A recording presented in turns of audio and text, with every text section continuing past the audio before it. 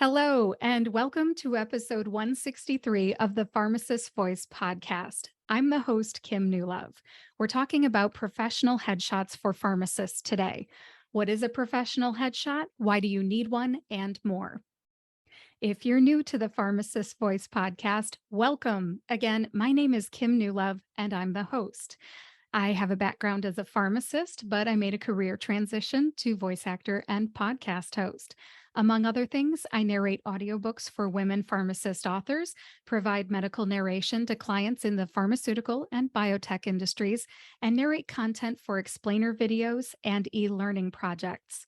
I was inspired by my nonverbal son, who has autism, to combine my background as a pharmacist with my speaking voice and launch my business, The Pharmacist Voice, in 2017. My son, Craig, taught me the power of having a voice and using it. My solo podcast episodes are about some aspect of being a pharmacist, a voice actor, a pharmacist podcaster, or my career transition from pharmacist to voice actor and podcast host. My interview shows feature a variety of people who use their voices to advocate for something, educate in some way, or entertain so that you are inspired to use your voice too.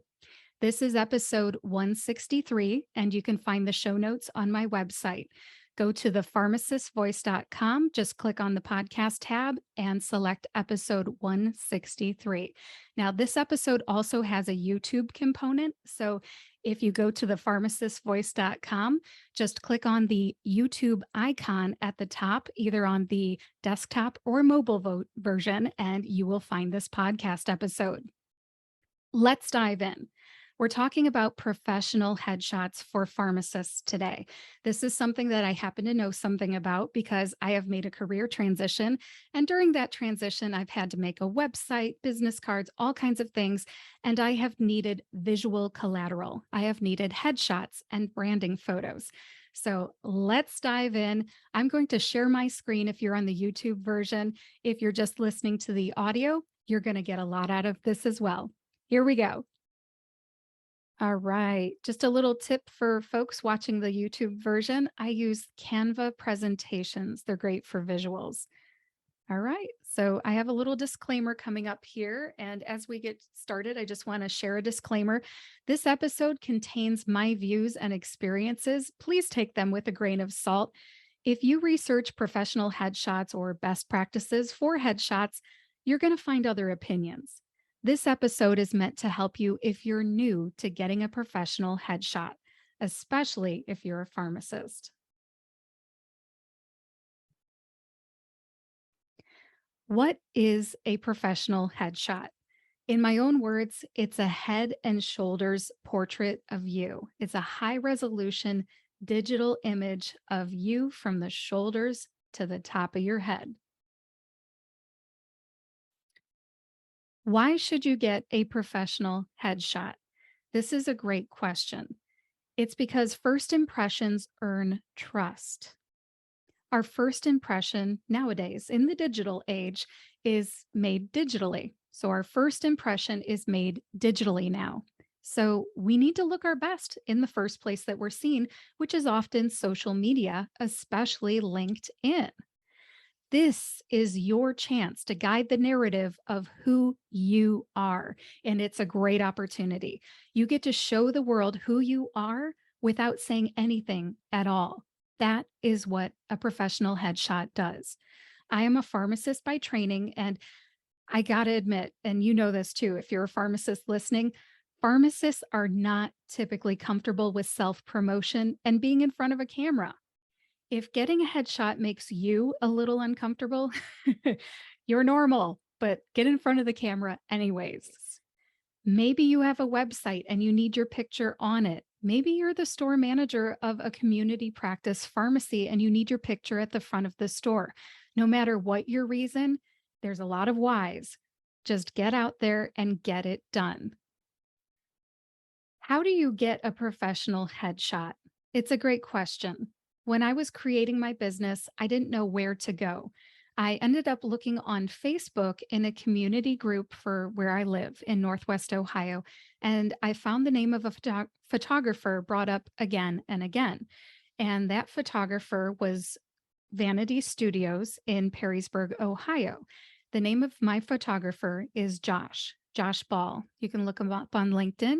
He does a fantastic job. Thanks, Josh. Now, what if you need to get a professional headshot in your geographic location? I would say that there's a lot of things to think about. You can go to Google. Well, of course, you could come out to Perrysburg, Ohio, but you could go to Google and you can Google professional headshot photography and look at the gallery from that photographer. See if you like their work. Okay. Or you can get a personal reference. You can talk to a friend of yours whose photography you like, ask them where they went, and maybe consider going there as well. No matter what you do, once you find someone, definitely look at their work. If they have a gallery online, that is ideal. See if you like their work, the poses that they shoot, the lighting that they use, and so on.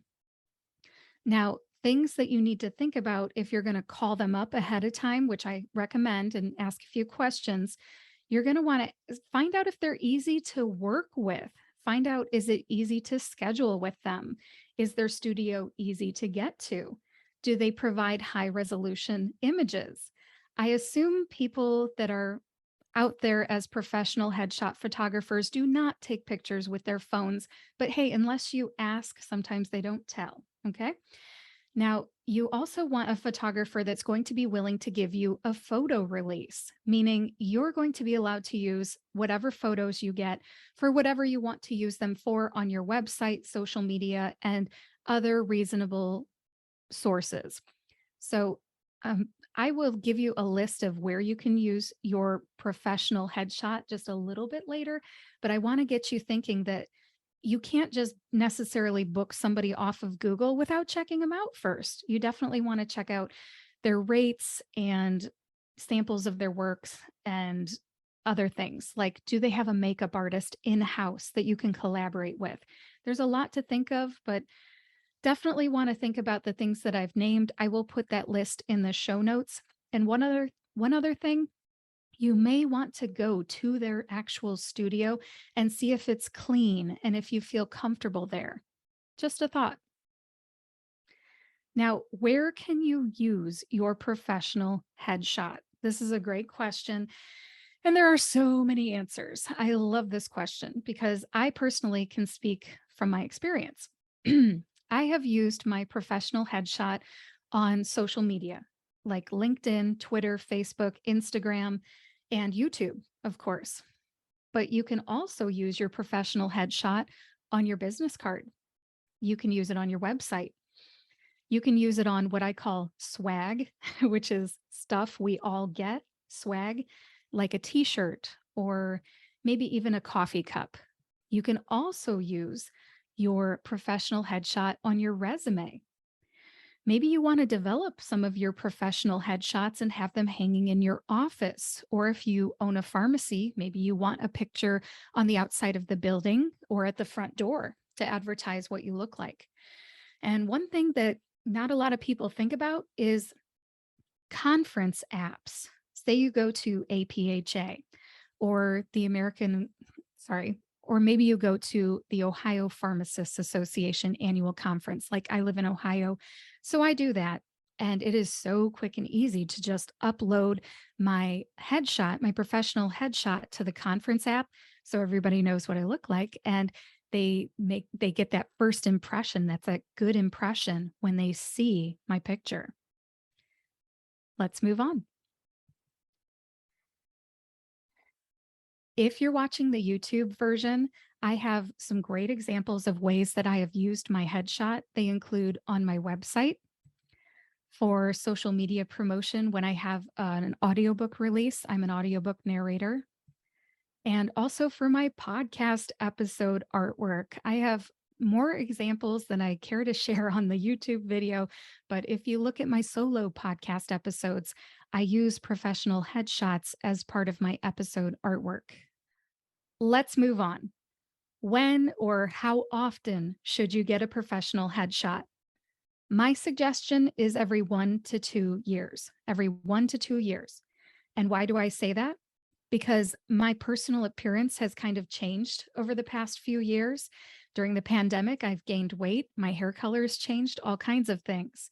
But for you, definitely get a new headshot whenever your outward appearance changes. If you cut your hair very short and you're a woman with long hair, you want to make sure you're preparing whoever's going to see that picture for how you're going to look when you present in person. Let's think of an example here. Maybe you are a professional speaker. You're a pharmacist who goes to conferences and you professionally speak. The picture that you give them to put in the bulletin or the program is going to need to be close to what you're going to look like when you present on stage. Again, this is my personal opinion. Take it with a grain of salt, but you don't want to use something from 20 years ago when you joined a university or started your employment. You want to get something that's current and up to date. I think that's enough there.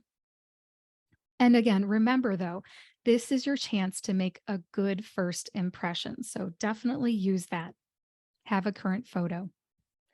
Moving on, how much does a professional headshot cost? That's a great question. I think sometimes cost is a barrier to doing anything. Do your research, talk to the photographer ahead of time, find out what their fee schedule is, find out if you can afford them. Now, I have found that headshot photography for me is fairly affordable, and the costs kind of depend on what all you're having done. And if you're watching on the YouTube version, I've got a lot of different pictures here, and that's because I often combine my headshot photography with my family photography. And if you're watching the YouTube version, I've got family pictures, but not only do I get my headshot done, my husband gets his headshot done too. So if you look at the YouTube version, you'll get to see his headshot as well. So depending on what you do, maybe there's a deal where if you get 5 images, one of your family, one of each of your kids, one of your husband and yourself, maybe there's a package deal that you can work with. I've also combined my headshot photography with branding photos. Combining sessions can sometimes save money. I even had an on location at my house videography session where I was on camera for a job. And afterwards, the videographer was kind enough to take some pictures of me, some branding pictures as well, all included in the same price.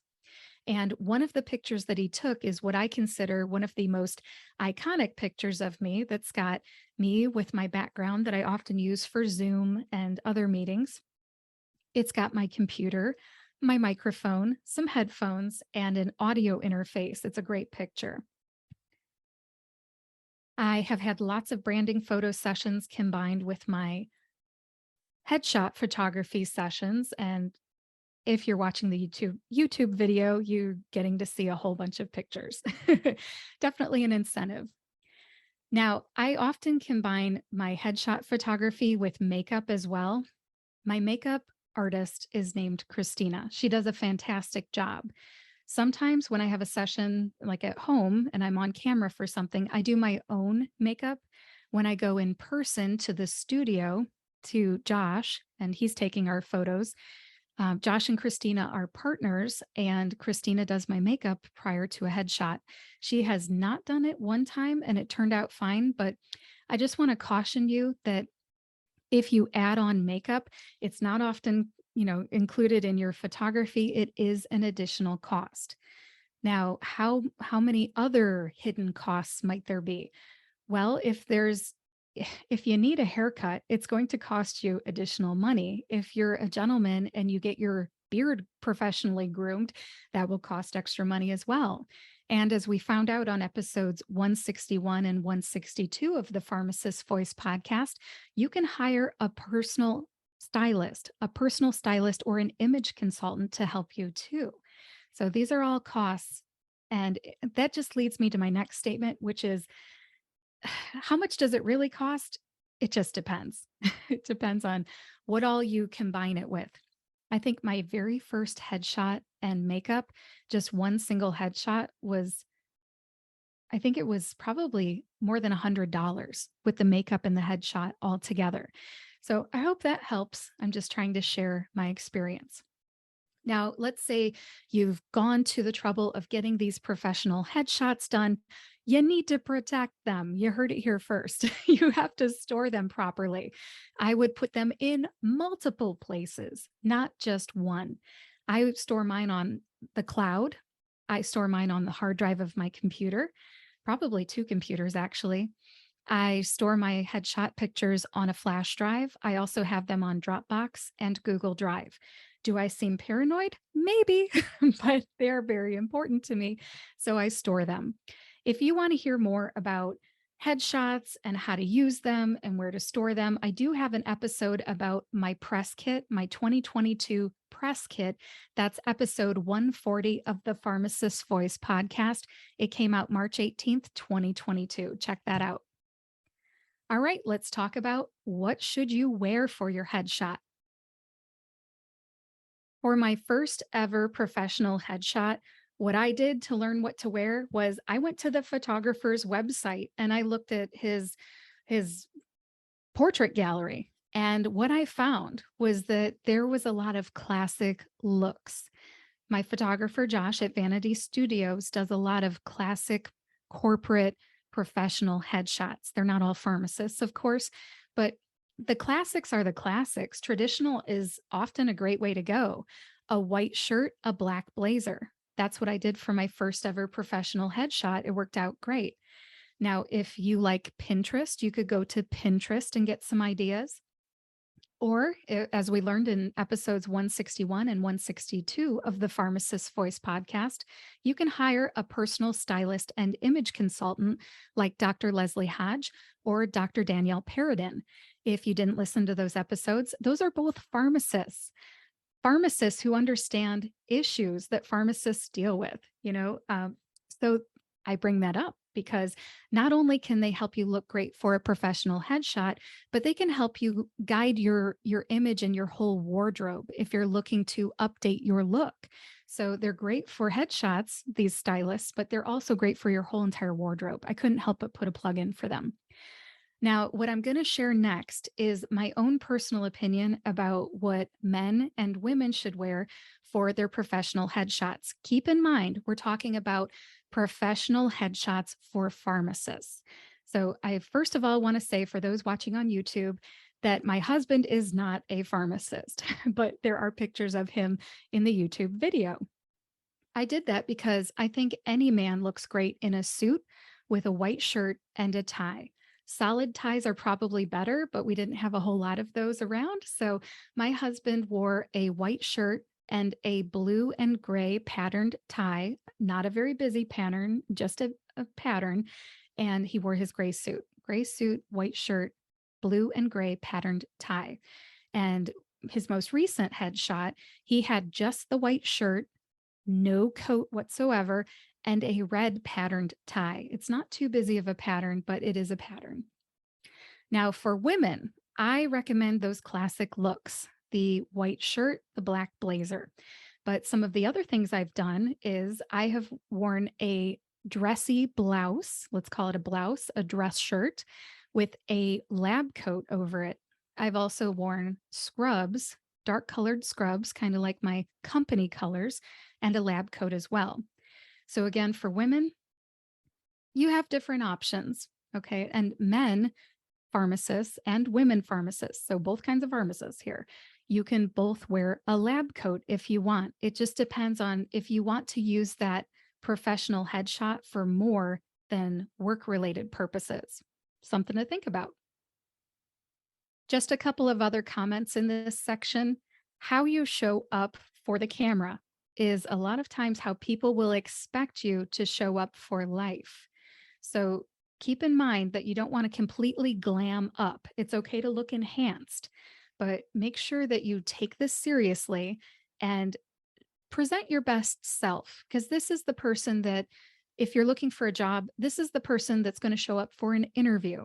This is the person that's probably going to show up for a Zoom interview or an in-person interview. This is the person who's going to show up for the first day of the job. So make yourself look the way that you're going to look when you show up every day, the 100th day, the last day of work, everything. All right.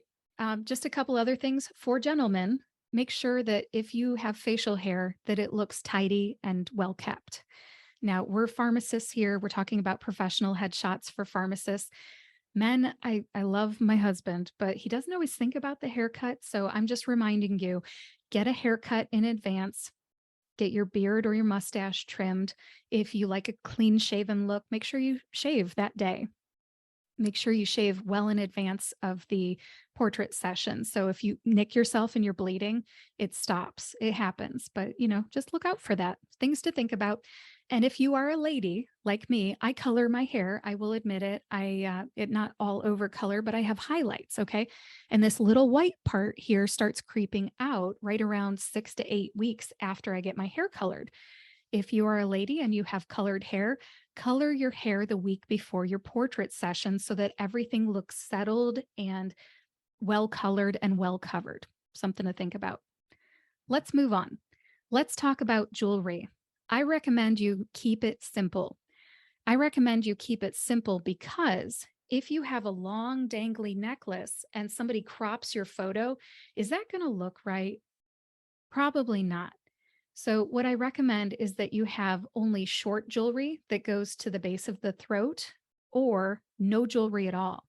In a lot of my headshots, I wear zero jewelry because I don't want my picture to get cropped and for something to not look right because I was wearing jewelry that didn't work well with the shot. Things to think about. If you're a woman, I would also not wear too busy of earrings. I tend to wear studs, either diamonds or some other sort of a stud, and that works really well for me. You do you. Again, this is my 2 cents. Take it with a grain of salt. After jewelry, let's start talking about makeup. We already touched on that. That is something that you could possibly combine with your session if your photographer collaborates with a makeup artist. We heard from Dr. Dimple Gandhi in episode 160 of the Pharmacist Voice podcast about wearing the right makeup. What do I mean by the right makeup? Well, I don't know a lot about makeup, but you are going to have flash photography done if you're getting a professional headshot. When you get flash photography, if you have makeup that contains sunscreen, it's not going to look right. So either do your homework and do your makeup yourself. So do your homework about makeup if you're doing it yourself, or hire a makeup artist. I would say at least 50% of the time I have hired a makeup artist. Moving forward, I plan to continue to hire makeup artists. It's one less thing that I have to worry about. I just dress myself, I get my hair done, and then I go in, they do the makeup, and boom, I'm right in front of the camera. It works out great for me. If you're watching the YouTube version, I've got a couple of pictures of Christina working on me. One was from a portrait session and at her studio, and one is a portrait session where she came to my in-laws' house at the farm in rural Ohio, and we had family pictures done, a 10-person family portrait shoot, and it went great. I can't wait to see all of the results. It was fun, and I definitely recommend hiring a makeup artist. Christina and I work great together. I hope you find somebody that you work well with as well. Next, let's talk about poses. If you have poses in mind, for example, you want a shot from the side, or you want a shot from the front, you want arms crossed, you want hands on hips, whatever it is that you want. If you have something in mind, please share that with your photographer. They're not mind readers, and just don't be disappointed because you have an opportunity to provide input before the session begins. And also, I want to caution you that if you want a variety because you don't know what's your good side, you don't know what pose is going to look best in a professional headshot, give yourself some grace and let them take the reins. My professional headshot photographer, Josh, also did my husband's photography for his professional headshot. He is a mechanical engineer, and he did a great job cooperating with Josh.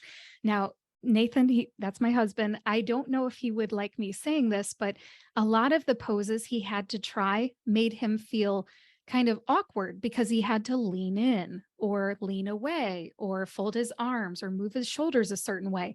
It is not hard, people. I'm just saying, I love my husband, but he has his own opinion. But here's the thing.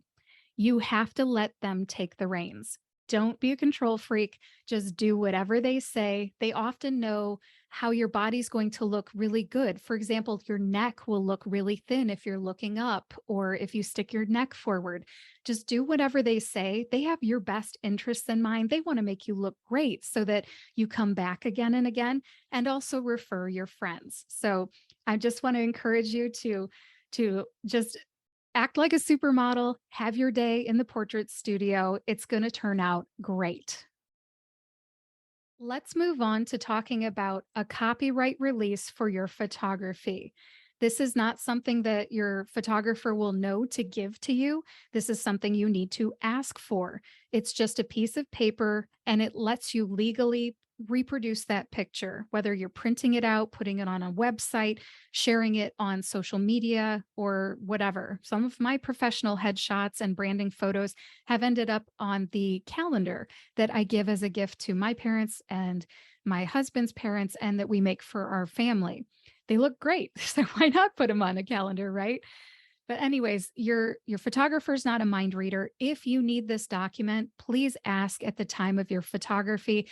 If it is an additional charge, make sure you find out about that. Now, as somebody who's being photographed, I don't want to put it out there that I'm willing to pay for a copyright release. But if they do charge for it, then I definitely would like to, do that deal. I need to be able to share my images. So far, my photographer has not charged extra, but then again, I do pay a large sum for my photography because, like I said, usually it's my headshot, my husband's headshot, our family photography, and makeup too. So we do spend a pretty penny with them, and I appreciate everything they do: photography, makeup, photo releases, and being so easy to work with. They're great. I love them. Hopefully, you have a great experience as well. All right.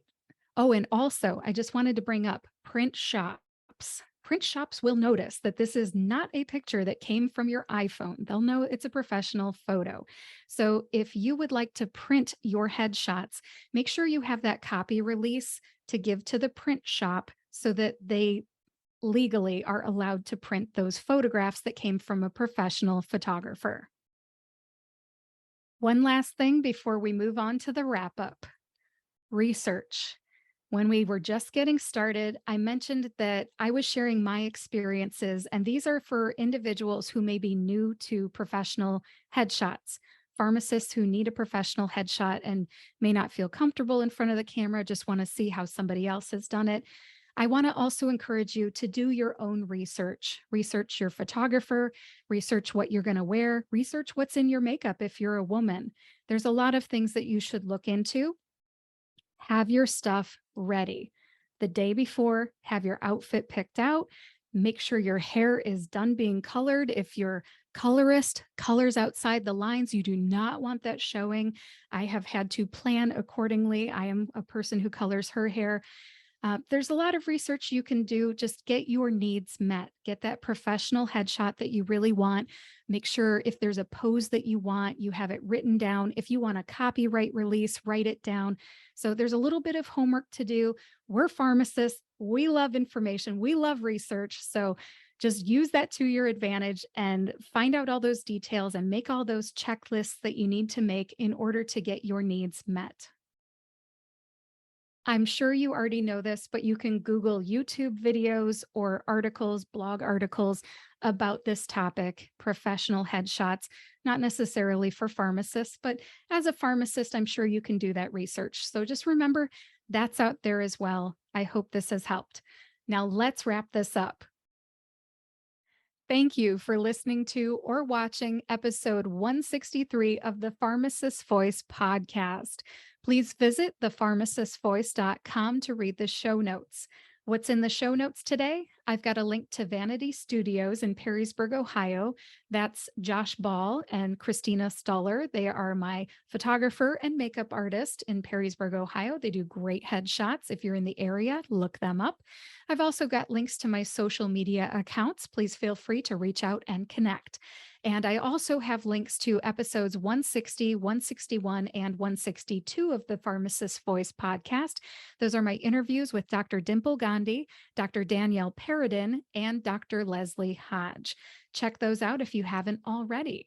If you know someone who would like this episode, please share it with them and subscribe to or follow the Pharmacist Voice podcast on your favorite podcast player to get each new episode right when it comes out.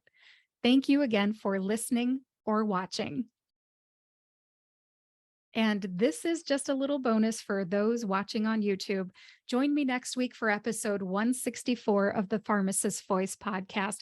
It will be a drug name pronunciation episode. Thanks again for watching. Bye.